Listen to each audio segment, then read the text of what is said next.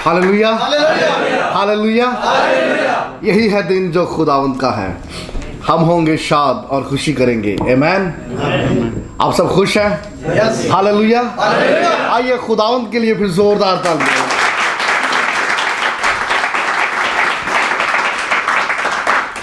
तशरीफ रखिएगा।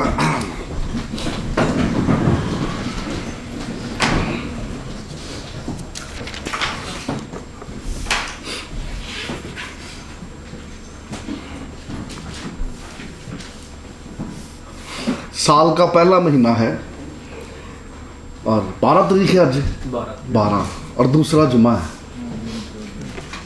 खुदावंद की शुक्रगुजारी करते हैं। खुदावंद ने हमें ये नया साल दिया है और ज़िंदगी ज़मीन पर कायम रखा। बथेरे ऐसे लोग हैं जो दिसंबर आते आते पार हो गए हैं और वो हमसे 1000 गुना अच्छे भी थे, मगर आपके ऊपर मेरे ऊपर खुदावंद ने फजल किया है कि सन 2024 में हम दाखिल हुए खुदावंद की शुक्रगुजारी करते हुए। आओ एक दफ़ा फिर खुदावंद की शुक्रगुजारी करें। मैं चाहता हूँ मेरे साथ निकालिए पुराने अहदनामा में से, ज़बूर की किताब में से ज़बूर 134। बड़ा ही खूबसूरत ज़बूर।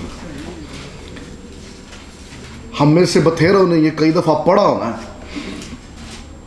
शायद कई जन नहीं पढ़ा होना, लेकिन अगर हमने इसको पढ़ा और इसको समझा नहीं तो समझो आपने इसकी जो हकीकी चाशनी थी, जो इसका जायका था, वो आपने मिस कर दिया है। अगर आपने अंडरस्टैंड नहीं किया इन 3 आयतों को। छोटा ही ज़बूर है, लेकिन इस छोटे से ज़बूर में बड़ी बातें हैं जिनको अंडरस्टैंड करना, समझना बड़ा ज़रूरी है। और मैं चाहता हूँ कि आज आप इन 3 आयतों को समझो और समझो इस तरह से कि ये जज़ब हो जाए। रगों में सिर्फ खून ना दौड़े बल्कि ये हवाले और आयतें भी दौड़े, आपकी ज़ात आपके वजूद का ये हिस्सा बन जाए। आमीन। लफ्ज़ों पे गौर करना।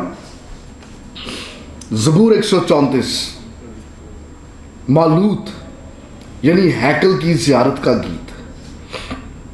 आए खुदावंद के बंदो, आओ सब खुदावंद को मुबारक कहो।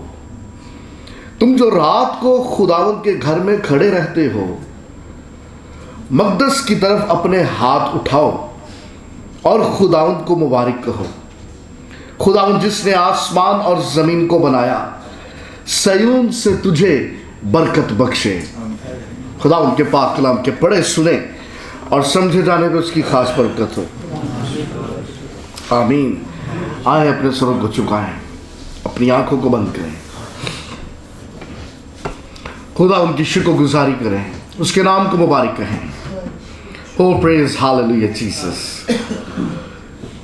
जिंदा मेहरबान आसमानी बाप यीशु जी, हम दिल की गहराइयों से शुक्रगुजारी करते हैं आज की शाम के लिए, इस रफ़ाकत, इस सारे मेल मिलाप के लिए। खुदावंद आपने हमें यह फजल बख्शा कि हम सब वहाँ मिलकर एक छत के नीचे जमा हों और शुक्रगुजारी करें, आपके नाम को मुबारक कहें, दी गई तमाम नेमतों और तमाम बरकतों के लिए।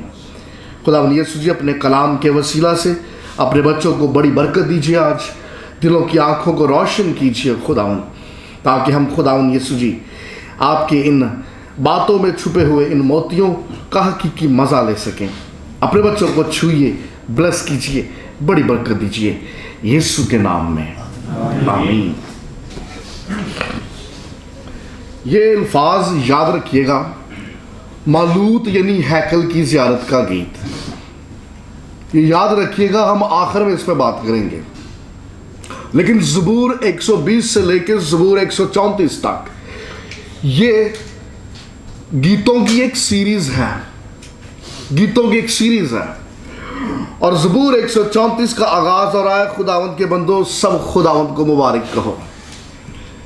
ज़बूर 120 से आगाज़ होता है इस सीरीज़ का और ज़बूर 134 पे आके इख्तिताम हो जाता है।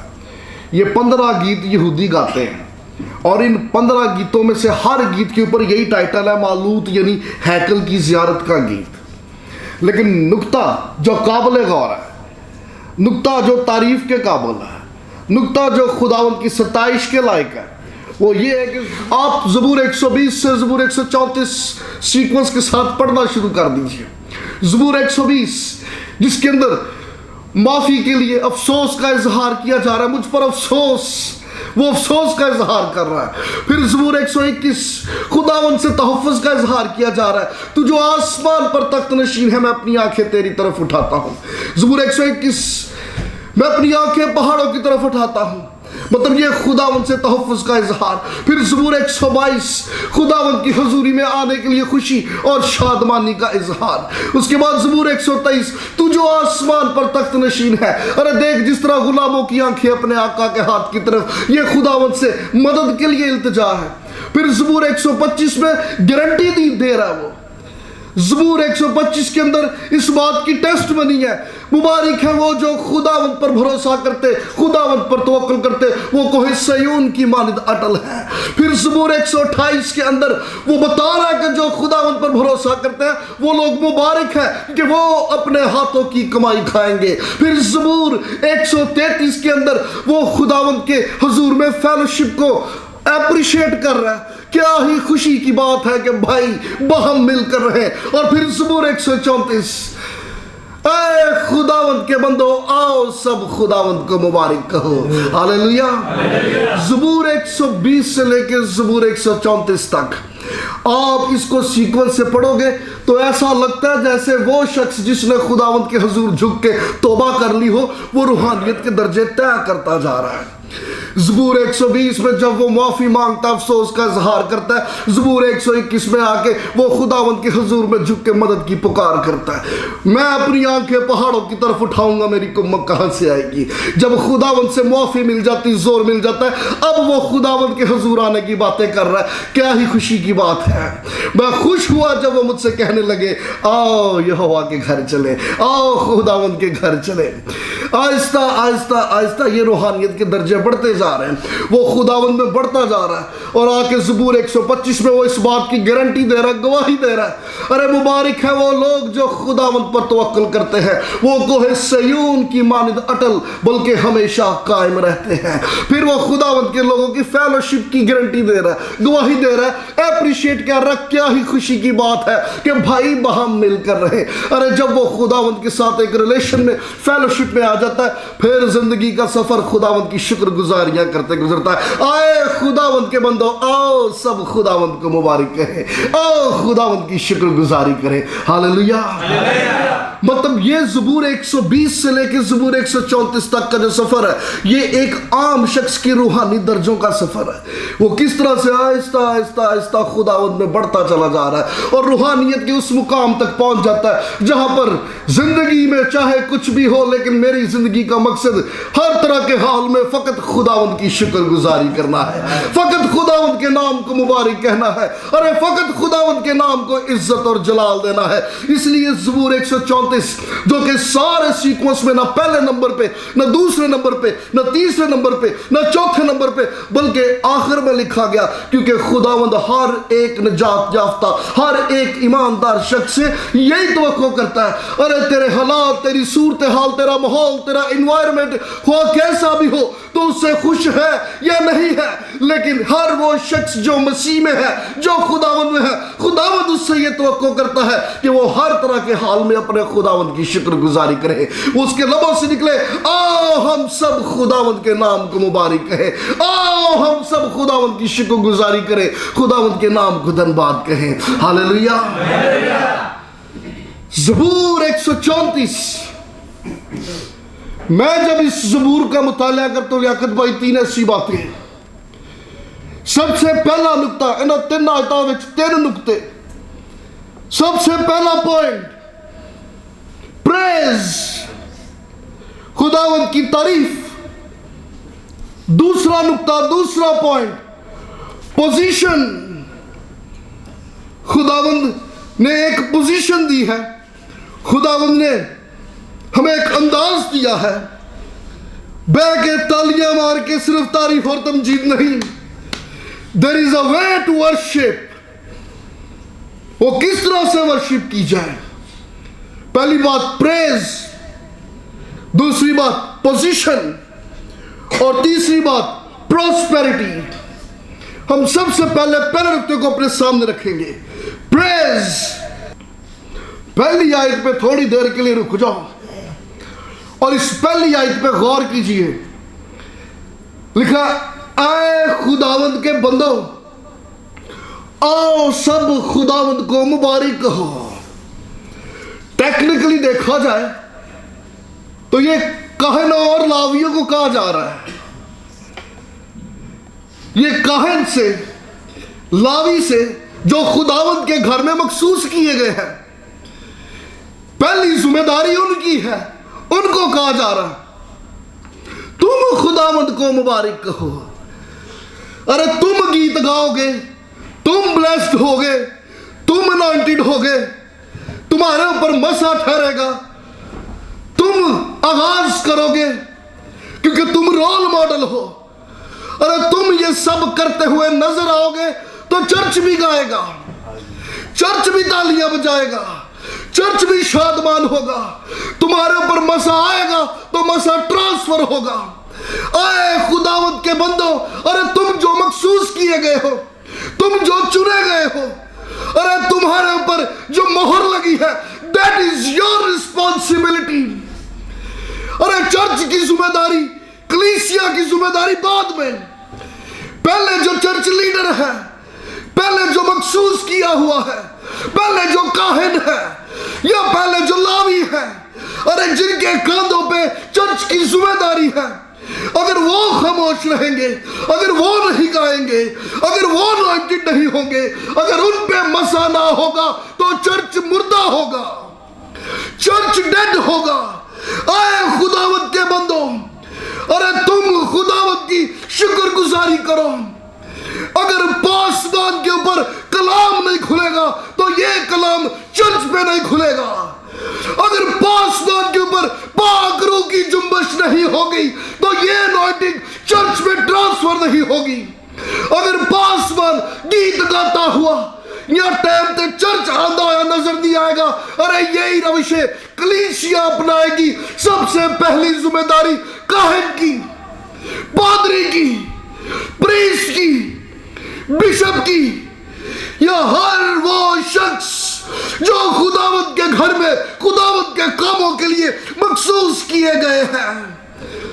टेक्निकली देखा जाए तो ये उन्हें पहले कहा गया है, आए खुदावंद के बंदो, कहनो, ए लावियो, ए मखसूस किए हुए लोगों, खुदावंद को मुबारक कहो। खुदावंद की तारीफ और तमजीद तुम्हारे लबों से निकले, लोग देखें, तुम्हें शादमान देखें, तुम्हें बाबरकत रूहानी फलों से लदा हुआ देखे, तो खुदावंद के लोग भी बरकत पाते चले जाएंगे। हालेलुया। लेकिन मैं अलबत्त खुदावंद की शुक्रगुजारी करता हूं।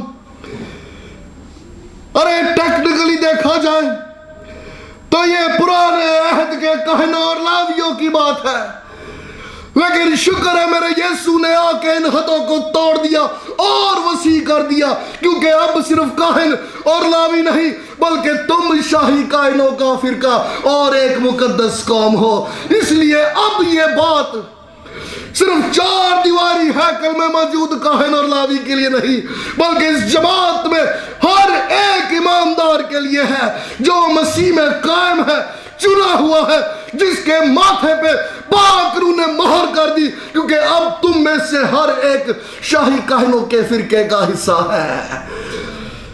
You are the priest, you are the one. तुम हो काहिन, तुम हो लावी, अरे तुम चुने हुए हो। तो तुम्हारे लिए मैसेज है, आए खुदा के बंदो, आओ सब खुदावंद की तमजीद करें, क्योंकि जब तुम खुदावंद की हमद करोगे तो ये दुनिया देखेगी। तुम दुनिया के सामने नमूना, तुम दुनिया के सामने मिसाल बन जाओगे। अरे तुम दूसरों के लिए बायस से बरकत बन जाओगे। Let us praise to Lord. आओ हम खुदावंद की तमजीद करें। Hallelujah, hallelujah. आइए खुदावंद के लिए जोरदार तालियां।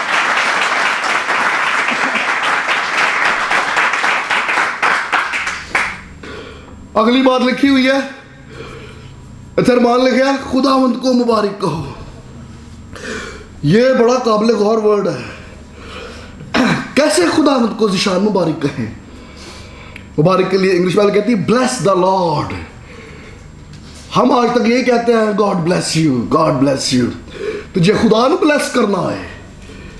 How to bless the Lord? आप खुदा को कैसे ब्लेस कर सकते हो? खुदा को कैसे मुबारक कह सकते हो? एक शख्स ने एक पादरी से सवाल पूछा, ये इस बात की समझ नहीं आ रही।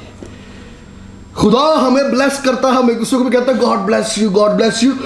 How can I bless the Lord?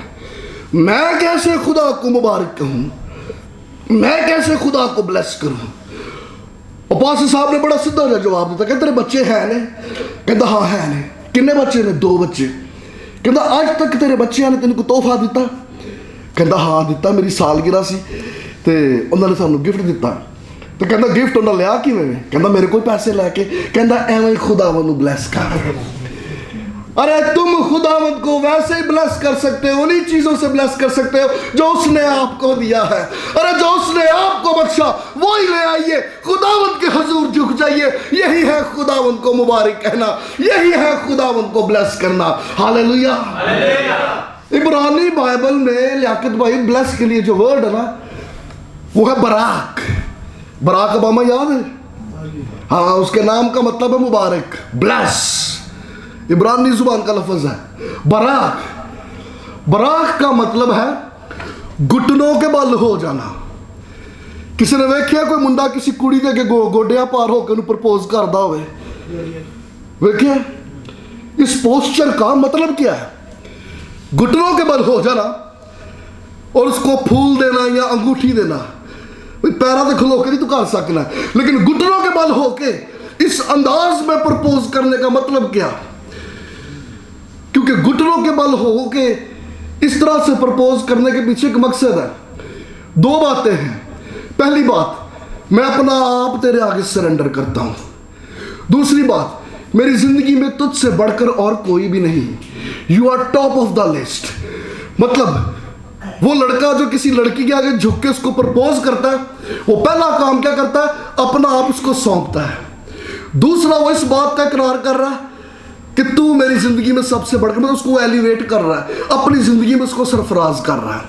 ये घुटनों के बल होने का मकसद है। लेकिन मुबारक वो लोग हैं जो इंसानों के आगे नहीं बल्कि खुदावंद के आगे घुटनों के बल होते हैं। अरे वो लोग जो खुदावंद के आगे घुटनों के बल होते हैं, वो इस बात का इकरार कर रहे हैं कि मैं अपना हाथ तुझे सौंपता हूं और मेरी जिंदगी में तुझसे बढ़कर और कोई नहीं है। You are top of the list. यह है Barack.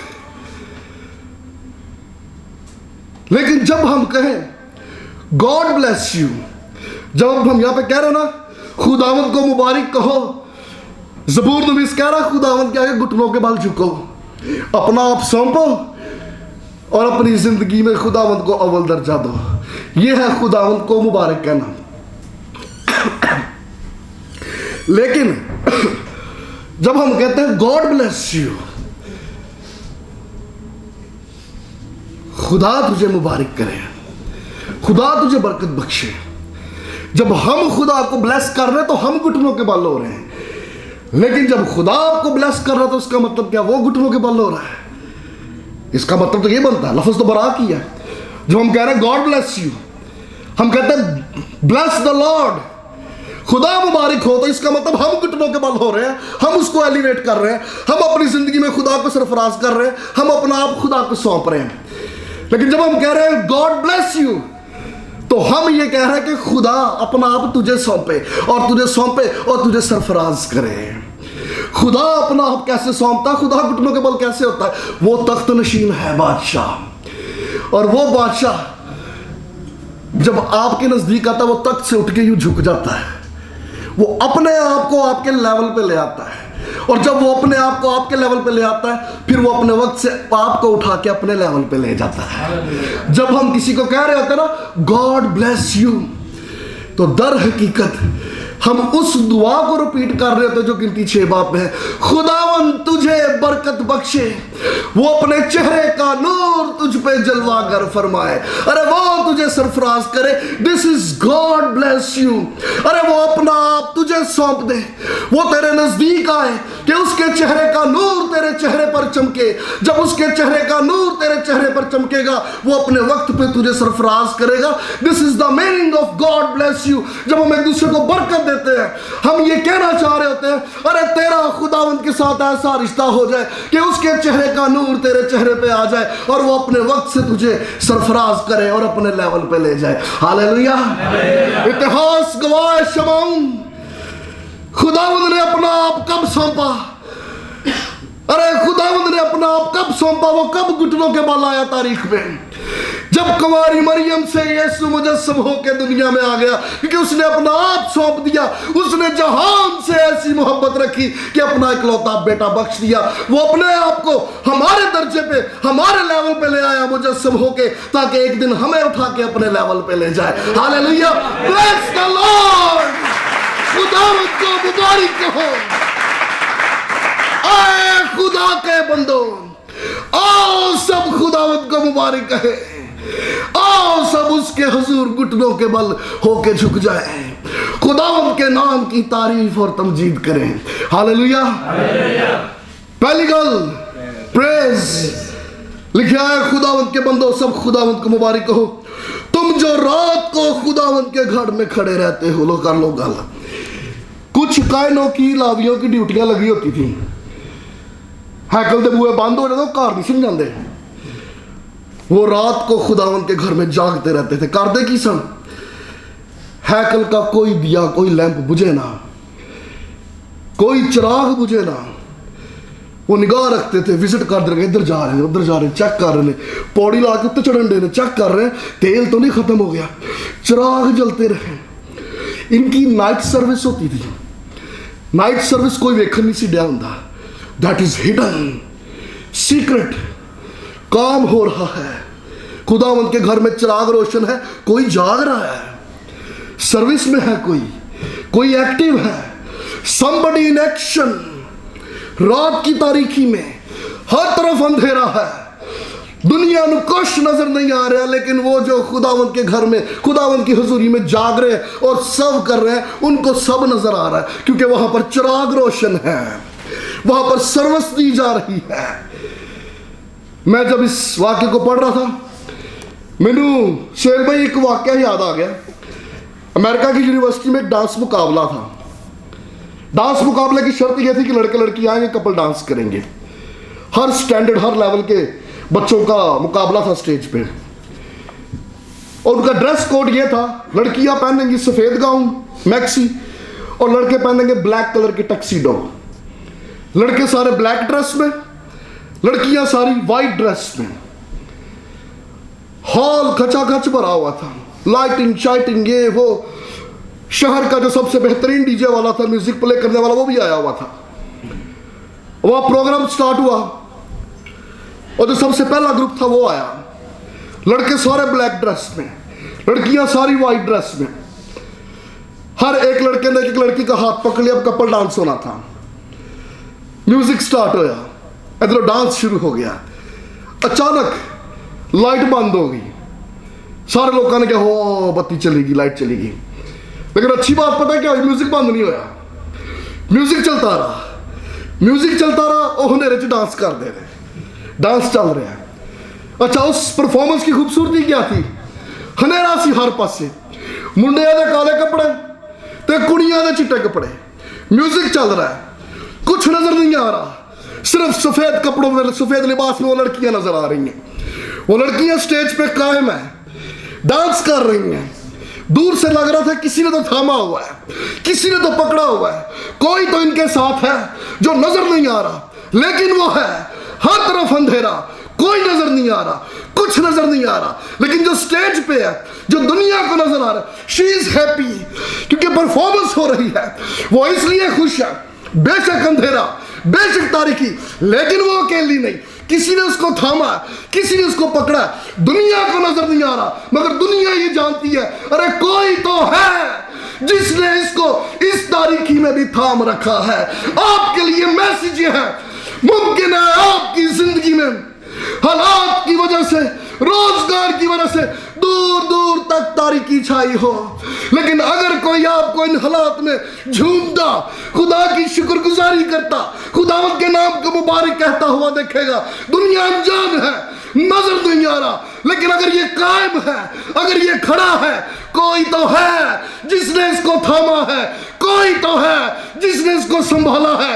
Late us praise the Lord, क्योंकि आपका कायम रहना दुनिया के सामने एक शहादत, एक मिसाल, एक गवाही बन जाएगा। आओ खुदावंद को मुबारक कहो, हालेलुया हालेलुया। और वो जाड़ियां तक खोल के बजाओ, हालेलुया।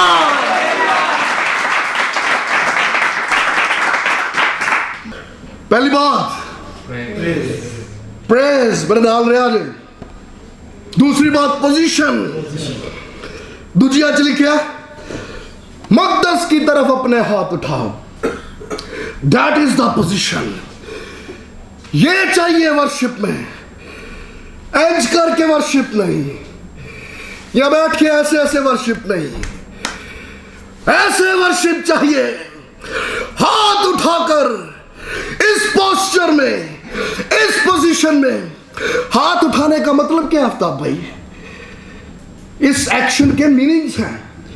हाथ उठा देना, पहला मतलब सरेंडर, सही क्या हमने, हम जब हाथ उठा के वर्शिप करते हैं, हम खुदावंद के आगे अपने वजूद का सरेंडर कर रहे हैं। खुदावंद मेरा अपना आप, मेरा वजूद मैं तुझे सौंपता हूं, यू आर माई लॉर्ड, अरे तू मेरा खुदावंद है। हाथ उठा के वर्शिप करने का एक और मतलब है, तू ही जिंदा खुदावंद है जिसके आगे मैं झुकता हूं। हाथ उठाकर वर्शिप करने का एक और मतलब है, पुराने जमाने में वो मालकान, वो नवाब, वो शहजादे जिनके बहुत सारे गुलाम होते थे, और अगर कभी वो अपनी वर्किंग प्लेस पे अचानक विजिट कर लेते थे, तो जेड़े नौकर, जेड़े गुलाम ते काम करते सन, उठ के सजदा करते थे, मुड़ के फिर अपने काम च लग जाते सन। तो जिन्हों को काम कोई नहीं सी हुंदा, वो हाथ खड़े कर देंगे सन।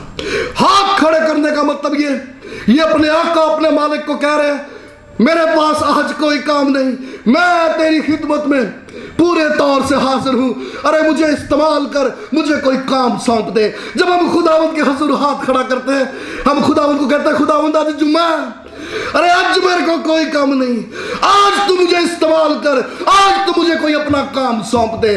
खुदावंद के हुजूर में समदो सताइश करनी है तो हाथों को उठाकर और आवाजों को बुलंद करके, हालेलुया। अच्छा, एक का मतलब और जे हाथ उठाना क्यों जरूरी है? जब कोई छोटा बच्चा तकलीफ में होता, अपने बाप की तरफ हाथ उठा के कहता है, अब्बा मुझे थाम ले। अरे जब खुदा के ये बेटे बेटियां खुदावंद के हुजूर अपना हाथ उठा के हमदो सताइश करते, वो इस बात का इकरार करते हैं, ऐ मेरे अब्बा, अरे आज तू मुझे थाम ले, मुझे तेरी जरूरत है। आओ खुदावंद के लिए जोरदार तालियां। हमारा ऐसा अब्बा है जो हर वक्त हाजिर है, हालेलुया। समझ आउंड ही है किवें करनी वर्शिप? हाथ उठा के। पहली बात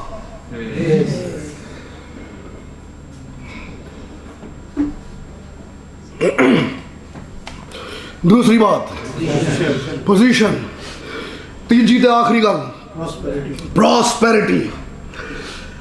पहली दो आयतों में खुदावंद को मुबारक कहा जा रहा है, खुदावंद को मुबारक कहो, हाथ उठाकर खुदावंद को मुबारक कहो, ब्लेस द लॉर्ड, खुदावंद के आगे झुको। तीसरी आयत शमाउन चेंज हो गया है। तीसरी आयत में लिखा, खुदावंद सयून से तुझे बरकत बख्शे। पहले तुसी खुदावंद की तमजीद करो, और खुदावंद तुहानू खुशहाल करन दे। पहले आपने ब्लेस किया, अब खुदावंद ब्लेस कर रहा है।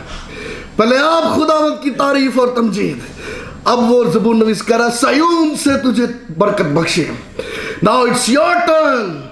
पहले खुदावंद को दिया, अब लेने का बारी, अब लेने की बारी है। अब वो दे रहा है, अब खुदावंद अता कर रहा है, अब खुदावंद बरकतों से भर रहा है। लेकिन यहां पे एक चीज बड़ी काबिल गौर है, ये हमें नहीं पता इसका राइटर कौन है ज़बूर 134 का, लेकिन ये बंदा रूहानी था। उसने बड़ा लियाकत भाई सोच समझ के ये बातें लिखी। उसने ये तीसरी आयत शुरू में नहीं लिखी, उन्हें तीसरी आयत विच भी नहीं लिखी, उसने समझदारी के साथ ये तीसरी आयत आखिर में लिखी, क्योंकि ज़बूर नवीस कहना चाहता है इस तीसरी आयत पे गौर करो, इनका बनता ही आखिर च में। ये तीसरी आयत उस बंदे पे लागू होती है जो पहली दो आयतों पे अमल करता है। जो पहली दो आयतों पे अमल करेगा तीसरी आयत उसके लिए है। और पहली दो आयतें कौन सी है? आए खुदावंद के बंदो, खुदावंद को मुबारक कहो, तुम जो रात को उसके मकदस में खड़े रहते हो, अपने हाथों को उठाकर खुदावंद को मुबारक कहो। हर वो शख्स जो अपनी जिंदगी में खुदावंद को अव्वल दर्जा देता है, हर तरह के हालात में उठते बैठते आते जाते चलते फिरते खुदावंद की शुक्रगुजारी करता हुआ नजर आता है। अरे उसके लिए ये प्रोस्पेरिटी रिवॉर्ड है तीसरी आयत, जहां सयून से तुझे खुदावंद बरकत बख्शे। हालेलुया। पहले चर्च आंडे संत खुदावंद की तारीफ तमजीद हालेलुया प्रेज, हम गिरजे तो बाहर जान दे रहे, अब ये चर्च के लिए ब्लेसिंग्स हैं। खुदावंद सयून से तुझे बरकत बख्शे। लेकिन यहाँ पे एक चीज बड़ी काबिल गौर है, इस आयत का जो असली चाशनी है लियाकत भाई, मैं फिर से आयत पढ़ूंगा, गौर ना पड़े आज। यह लिखा है खुदावंद, ये कौन सा खुदावंद है जो सयून से तुझे बरकत दे रहा है? जिसने आसमान और जमीन को बनाया। ज़बूर नवीस क्या कहना चाह रहा है, क्या समझाना चाह रहा है? अरे आपने तो खुदावंद के हुजूर वो लेके आए जो उसने बना के आपको दिया, बना बनाया आप खुदावंद के हुजूर में ले आए। लेकिन खुदावंद जिसकी इबादत मैं और आप करते हैं, अरे he is a creator God, वो तख्लीक करता है, वो क्रिएट करता है, जिसने आसमान और जमीन को बनाया। अरे खुदावंद की शुक्रगुजारी कर, तेरे लिए बख्शिशें और बरकतें वो क्रिएट कर देगा। दरवाजे होंगे नहीं, वो क्रिएट कर देगा। रास्ते होंगे नहीं, वो क्रिएट कर देगा। अरे वो तेरे लिए ब्लेसिंग्स क्रिएट करना जानता है। He is a creator God, वो खालिक है, वो तख्लीक की कुदरत रखता है, वो तख्लीक करना जानता है। मैं और आप जिस खुदा की परस्तिश करते हैं, अरे वो अपने बच्चों के लिए हालात माहौल सूरत हाल ना भी हो, वो क्रिएट कर देता है। He is our creator God. Hallelujah. आइए खुदा के लिए जोरदार ताली।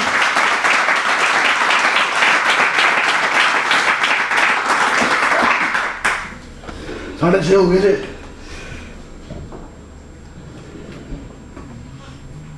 जाते जाते जल्दी से आखिरी बात, शुरू च मैं क्या सी पहली गल ज़हन च रखिया जी, मालूत। अगे मालूत का मतलब भी लिखे है, मैं दसने की लोड़ नहीं। यानी हैकल की ज़ियारत का गीत, मतलब वो गीत जब हैकल की ज़ियारत के लिए हम जाते हैं, जो खुदावंद के हुजूर आ रहे हैं।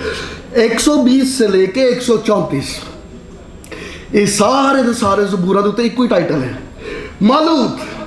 यानी हैकल की ज़ियारत का मतलब वो गीत, वो सॉन्ग्स जब बनी इसराइल कौम ईदों पे यरूशलेम में आती थी, हैकल में आते थे ईद मनाने के लिए, तब वो रास्ते में ये गीत गाते हुए आते थे खुदावंद की शुक्रगुजारी। ये मालूत है हैकल की ज़ियारत के गीत। ज़बूर 134, ईद भी गुजर गई, वक्त भी गुजर गया, अब वापसी का टाइम है, और वापसी के टाइम पे ज़बूर 134 गा रहे हैं। और ज़बूर 134 की आखिरी आयत, खुदावंद जिसने ज़मीन और आसमान को बनाया, अरे वो तुझे सयून से बरकत बख्शे। मतलब लोग आए खुदावंद की हमदो सताइश करते हुए, अब बरकतों को लेके वापस अपने अपने शहरों, अपने अपने गांव, अपने अपने देहातों, अपने अपनी गलियों मोहल्लों में वापस जा रहे हैं। ये मालूत यानी हैकल की ज़ियारत के गीत कब गाए जाते थे? ईद के मौका पे। यहूदियों की 3 ईदें जिसमें ये लाजम शहर यरूशलेम को विजिट करते थे, ईद फसा, ईद पेंतिकोस्त, ईद ख़याम। 3 ईदों पे फर्ज था कि हर यहूदी मर्द दुनिया के किसी भी कोने में रहता हो, बाकी ईदों पे आ सके या ना आ सके, इन 3 ईदों पे यरूशलेम में ज़ियारत के लिए लाजम आए। ईद फसा, ईद पेंतिकोस्त, ईद ख़याम। ये ईद का मौका है। ईद फसा खत्म होती, ईद फसा से इनका नया साल शुरू होता है। ईद मना ली, नवा साल चढ़ गया, अब खुदावंद बरकतें दे रहा है और ये बरकतें लेके वापस अपने अपने घरों को जा रहे हैं। बनी इसराइल कौम आई, ईद भी मनाई, नया साल भी चढ़ा, नया साल चढ़ गया। अब जब वापस लौटने का वक्त था, ब्लेसिंग्स को रिसीव किया, बरकतों को लिया और बरकतों को लेके ये लोग वापस लौटे। ईद भी मनाई, नया साल भी बनाया। अरे मैं बनी इसराइल कौम की बात नहीं कर रहा, ये मैसेज आपके लिए है। मैंने और आपने ईद भी मनाई, नया साल भी सेलिब्रेट किया। This is time to receive blessings. आपके लिए, मेरे लिए मैसेज है, सयून से खुदावंद तुझे बरकत बख्शे। अरे वो तेरे लिए रास्तों दरवाजों को क्रिएट करना जानता है। He is our creator God. Hallelujah, hallelujah, hallelujah. जा सयून से खुदावंद तेरे लिए बरकतों को निछावर करे, आसमान को खोले, तेरे लिए रास्तों को क्रिएट करे। आइए अपने खुदावंद के लिए जोरदार तालियां।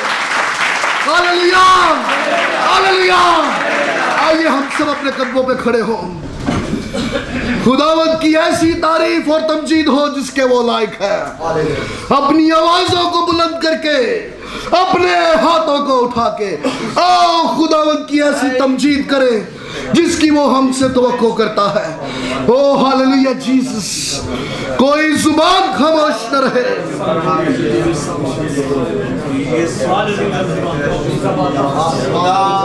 ओ hallelujah.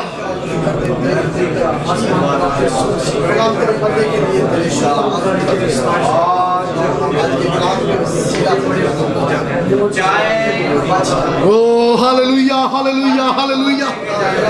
Glory, glory, glory. Thank you, Lord. Thank you, Jesus.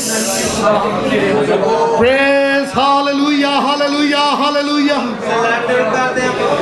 अपने हाथों को उठाइए, अपनी आवाजों को बुलंद कीजिए। और ये ला ला बा बा बा बा बा ला ला का संतोष इंठारा बा ला ला